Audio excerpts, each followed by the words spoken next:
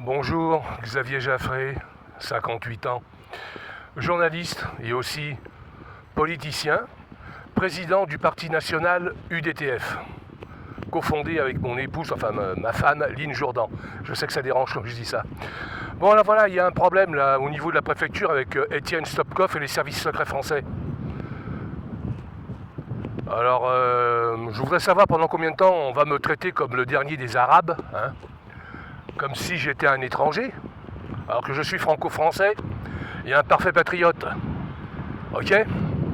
Moi, ce que j'aimerais savoir, c'est pourquoi on laisse des Algériens, des Africains se présenter aux élections municipales avec des projets complètement ahurissants et lunaires, hein. Ils n'ont aucun projet pour leur commune.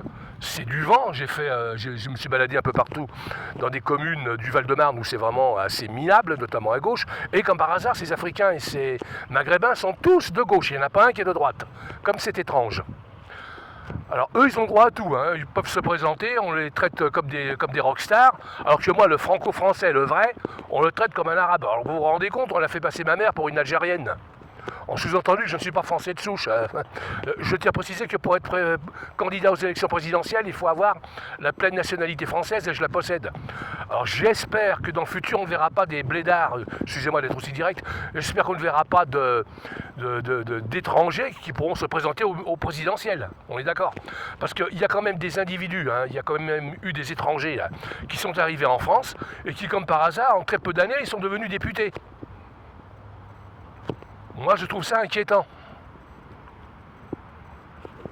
Je tenais à porter cette précision, notamment pour donner un bon coup de pied au cul à Pascal Chéniaud de Charenton. Il va avoir de mes nouvelles bientôt, hein. Je vais le cerner, mais le cerner vraiment.